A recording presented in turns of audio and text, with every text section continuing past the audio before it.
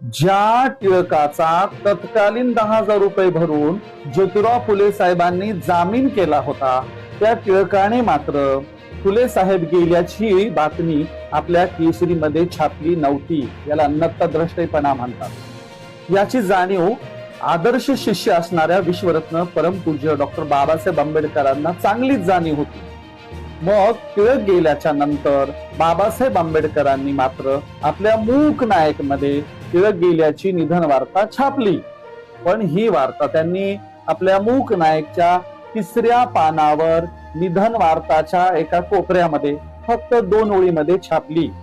ती बातमी अशी होती का 31/7/1920 रोजी मध्यरात्री पुण्याचे बाळ गंगाधर टिळक यांस येथील सरदर ग्रहात देवाज्ञा झाली. फक्त 2 ओळीत आणि पुण्याचे टिळक म्हटलं गेलं.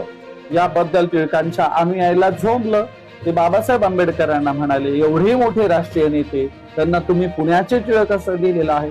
तेव्हा बाबासाहेब म्हणाले, आभार माना, मी किमान 2 ओळीत तरी बातमी छापली. तुमच्या टिळकांनी माझ्या गुरु ज्योतिराव फुलेंची बातमी मात्र एका शब्दात, एका ओळीत सुद्धा छापली नव्हती. याला म्हणतात गुरुचा बदला घेणारे आदर्श शिष्य डॉक्टर बाबासाहेब आंबेडकर होत.